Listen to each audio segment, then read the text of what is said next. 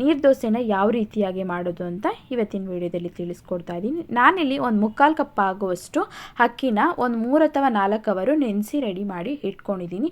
ಬೇಕಂದರೆ ನೀವು ನೈಟನ್ನು ಸಹ ನೆನೆಸ್ಕೋಬೋದು. ನಾನಿಲ್ಲಿ ಒಂದು 3 ಅವರ್ ಅಥವಾ 4 ಅವರ್ ನೆನೆಸಿ ರೆಡಿ ಮಾಡಿ ಇಟ್ಕೊಂಡಿದ್ದೀನಿ. ನಾನಿವಾಗ ಒಂದು ಮಿಕ್ಸಿ ಜಾರ್ಗೆ ಹಾಕ್ಕೊಂಡು ಇದಿಷ್ಟನ್ನು ಸಹ ನಾನಿಲ್ಲಿ ನುಣ್ಣಗೆ ರುಬ್ಕೊಳ್ಳೋಣ.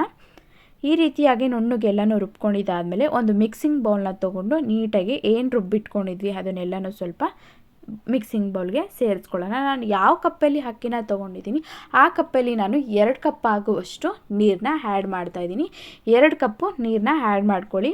1 ಕಪ್ಪು ಅಕ್ಕಿಗೆ 2 ಕಪ್ ಆಗುವಷ್ಟು ನೀರನ್ನ ಆ್ಯಡ್ ಮಾಡಿಕೊಂಡು ಚೆನ್ನಾಗಿ ಮಿಕ್ಸ್ ಮಾಡಿಕೊಂಡು ರುಚಿಗೆ ತಕ್ಕಷ್ಟು ಉಪ್ಪನ್ನು ಸೇರಿಸ್ಕೊಳ್ಳಿ. ನಾನಿಲ್ಲಿ 1 ಸ್ಪೂನ್ ಆಗುವಷ್ಟು ರುಚಿಗೆ ತಕ್ಕಷ್ಟು ಉಪ್ಪನ್ನು ಸಹ ಸೇರಿಸಿ ಚೆನ್ನಾಗಿ ಮಿಕ್ಸ್ ಮಾಡ್ಕೊತಾ ಇದ್ದೀನಿ. ಈ ನೀರು ದೋಸೆನ ನಾವಿಲ್ಲಿ ಇನ್ಸ್ಟೆಂಟಾಗೇ ಮಾಡ್ಕೋಬೋದು. ಅಂದರೆ ಅಕ್ಕಿ ನೆನೆಸಿಟ್ಕೊಂಡಿದ್ರೆ ಸಾಕು, ಬೇಗನೆ ಸಹ ನಾವಿಲ್ಲಿ ಮಾಡ್ಕೋಬೋದು. ಒಂದು 5 ಅಥವಾ 10 ನಿಮಿಷಗಳ ಕಾಲ ಇದನ್ನು ಕಲಸಿ ನೆನೆಯೋದಕ್ಕೆ ಬಿಟ್ಟು ನೆಕ್ಸ್ಟ್ 5-10 ನಿಮಿಷ ಆದಮೇಲೆ ಹಂಚನ್ನ ಕಾಯೋದಕ್ಕೆ ಇಡೋಣ. ಹಂಚು ಚೆನ್ನಾಗಿ ಕಾಯಬೇಕು. ಆವಾಗಷ್ಟೇ ನಿಮಗೆ ಯಾವ ರೀತಿಯ ಬೇಕೋ ಆ ರೀತಿಯಾಗಿ ತುಂಬಾ ತೆಳ್ಳು ಆಗಿರಬೇಕು ಹಿಟ್ಟು. ಚೆನ್ನಾಗಿ ಹಂಚು ಕಾದಿದ್ದಾದಮೇಲೆ ಹಾಕಿ 1 ಸ್ಪೂನ್ ಆಗುವಷ್ಟು ತುಪ್ಪ ಅಥವಾ ಎಣ್ಣೆನ ಮೇಲೆ ಆ್ಯಡ್ ಮಾಡ್ಕೊಳ್ಳೋಣ. ನೋಡಿ, ಒಂದು 5 ನಿಮಿಷ ಆಯ್ತಿದ್ದಂಗೆ ನೋಡಿ ಅದೇ ಸಹ ಎಲ್ಲನೂ ಸುತ್ತನೇ ಅದೇ ಬಿಟ್ಕೊತಾ ಬರ್ತಾಯಿದೆ. ನಾವೇನು ಕಷ್ಟಪಟ್ಟು ತೆಗಿಬೇಕು ಅಂತ ಅವಶ್ಯಕತೆ ಏನಿರಲ್ಲ. ಅದಾಗಿದ್ದೇನೆ ಹಂಚಿಂದ ಎದ್ದೇಳ್ಬಿಡುತ್ತೆ. ನೋಡಿ, ಈ ರೀತಿಯಾಗಿ ತೆಗೆದು ಫೋಲ್ಡ್ ಮಾಡಿ ಇಟ್ಕೊಳ್ಳೋಣ. ನೋಡಿ, ಸೂಪರಾಗಿ ಬಂದಿದೆ ಅಂತಲೇ ಹೇಳ್ಬೋದು.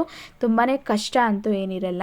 ಹಾಗೆ ನೆಕ್ಸ್ಟು ನಾನಿವಾಗ ಇನ್ನೊಂದು ಸಹ ಹಾಕ್ತಾ ತೋರಿಸ್ತಾ ಇದ್ದೀನಿ. ನೋಡಿ, ನಿಮಗೆ ಯಾವ ಶೇಪ್ ಬೇಕು ಅಥವಾ ಆಕಾರ ಬೇಕು ಅಂತ ಏನಿಲ್ಲ. ನಮಗೆ ಯಾವ ರೀತಿ ಆಗಬೇಕೋ ಆ ರೀತಿಯಾಗಿ ಹಾಕ್ಕೊಳ್ತಾ ಹೋಗ್ಬೋದು. ಜಸ್ಟು ಸುಮ್ಮನೆ ಸೌಟ್ ತೊಗೊಂಡು ಹೀಗೆ ಹಾಕಿದ್ರೆ ಹಂಚಿದ ಮೇಲೆ ಆಯಿತು. ಈ ರೀತಿಯಾಗಿ ಮಾಡಿಕೊಂಡು ಮತ್ತೆ 1 ಸ್ಪೂನ್ ಆಗುವಷ್ಟು ತುಪ್ಪ ಅಥವಾ ಎಣ್ಣೆನ ಹಾಕ್ಕೊಳ್ಳಿ. ಒಂದು 5 ನಿಮಿಷ ಬಿಟ್ಟಾದಮೇಲೆ ಸಹ ಅದೇ ಚೆನ್ನಾಗಿ ಬೆಂದು ಎದ್ದೇಳ್ಬಿಡುತ್ತೆ. ಬೇಕಂದರೆ ನೀವು ಮತ್ತೆ ಉಲ್ಟಾ ಬೇಯಿಸ್ಕೊಬೋದು, ಇಲ್ಲ ಅಂತಂದರೆ ಬೇಡ, ಒಂದು ಸೈಡ್ ಬೇಯಿಸ್ಕೊಂಡ್ರೆ ಸಾಕು. ನೋಡಿ, ಸೂಪರ್ ಟೇಸ್ಟಿಯಾಗಿ ನೀರು ದೋಸೆ ಸೂಪರಾಗಿ ರೆಡಿಯಾಗಿದೆ. ಇನ್ಸ್ಟೆಂಟಾಗಿ ಬೇಗನೆ ಸಹ ಮಾಡ್ಕೋಬೋದು. ತುಂಬಾ ಸಾಫ್ಟಾಗಿ ಚೆನ್ನಾಗಿ ಬಂದಿದೆ ಅಂತಲೇ ಹೇಳ್ಬೋದು. ಬನ್ನಿ, ನಾನಿವಾಗ ಸರ್ವ್ ಮಾಡಿ ತೋರಿಸ್ತಾ ಇದ್ದೀನಿ. ಬಾದಾಮ್ ಚಿಕನ್ ಗ್ರೇವಿ ಜೊತೆಗೆ ನೀರು ದೋಸೆ ಸೂಪರ್ ಕಾಂಬಿನೇಷನ್ ಅಂತಲೇ ಹೇಳ್ಬೋದು. ತುಂಬಾ ಸಾಫ್ಟಾಗಿ ಬಂದಿದೆ, ಚೆನ್ನಾಗಿದೆ ಅಂತಲೇ ಹೇಳ್ಬೋದು. ತುಂಬಾ ಬೆಳ್ಳಗೆ ಇದೆ ನೋಡಿ. ಬೇಕಂದರೆ ನಾವಿಲ್ಲಿ ತೆಂಗಿನಕಾಯಿನೂ ಸ್ವಲ್ಪ ಆ್ಯಡ್ ಮಾಡಿಕೊಂಡು ರುಬ್ಬಿ ಹಾಕ್ತಾರೆ, ಅದೇನು ಬೇಕಾಗಿಲ್ಲ. ನಾವಿಲ್ಲಿ ಜಸ್ಟು ಅಕ್ಕಿ ರುಬ್ಬಿದ್ರೇ ಸಾಕು. ಈ ರೀತಿಯಾಗಿ ಸಾಫ್ಟಾಗಿ ನೀರು ದೋಸೆ ರೆಡಿಯಾಗಿದೆ. ಒಂದು ತಿನ್ನೋರು 5 ಅಥವಾ 10 ದೋಸೆನ ಗ್ಯಾರಂಟಿ ತಿಂದೇ ತಿಂತಾರೆ. ಈ ರೀತಿಯಾಗಿ ಬಾದಾಮ್ ಚಿಕನ್ ಗ್ರೇವಿನ ಮಾಡಿಕೊಂಡ್ರೆ ಸೂಪರ್ ಟೇಸ್ಟಿ ಅಂತಲೇ ಹೇಳ್ಬೋದು. ಬರೀ ನೀರು ದೋಸೆಗೆ ಎಲ್ಲ ಕಾಂಬಿನೇಷನು, ಇಡ್ಲಿ, ದೋಸೆ, ಚಪಾತಿ ಎಲ್ಲದಕ್ಕೂ ಒಂದು ಸೂಪರ್ ಕಾಂಬಿನೇಷನ್ ಅಂತಲೇ ಹೇಳ್ಬೋದು.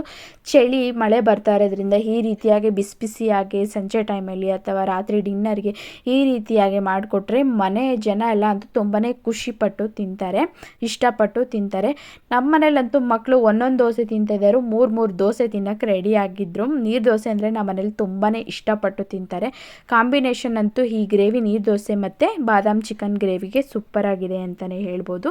ನೀವು ಒಮ್ಮೆ ಈ ರೀತಿಯಾಗಿ ಮನೇಲೇ ಟ್ರೈ ಮಾಡಿ. ತುಂಬಾ ಡಿಫ್ರೆಂಟಾಗಿರುತ್ತೆ. ಮನೆಯವರೆಲ್ಲನೂ ತುಂಬಾ ಇಷ್ಟಪಟ್ಟು ತಿಂತಾರೆ. ತುಂಬಾ ಟೇಸ್ಟಿ ಆಗಿದೆ ಅಂತಲೇ ಹೇಳ್ಬೋದು. ಇವತ್ತಿನ ವಿಡಿಯೋ ನಿಮ್ಮೆಲ್ರಿಗೂ ಇಷ್ಟ ಆಗಿದೆ ಅಂತ ತಿಳ್ಕೊತೀನಿ. ಇನ್ನಷ್ಟು ವಿಡಿಯೋಗಳಿಗಾಗಿ ನನ್ನ ಚಾನಲ್ನ ಸಬ್ಸ್ಕ್ರೈಬ್ ಆಗಿಲ್ಲ ಅಂದರೆ ಪ್ಲೀಸ್ ಸಬ್ಸ್ಕ್ರೈಬ್ ಆಗಿ, ಹಾಗೆ ಬೆಲ್ ಬಟನ್ನ ಕ್ಲಿಕ್ ಮಾಡೋದನ್ನ ಮರಿಬೇಡಿ. ಏನೇ ಕಮೆಂಟ್ಸ್ ಇದ್ರೂ ಕಮೆಂಟ್ಸ್ ಮಾಡಿ. ಇನ್ನಷ್ಟು ವಿಡಿಯೋಗಳಿಗಾಗಿ ನೋಡ್ತಾ ಇರಿ. Thank you.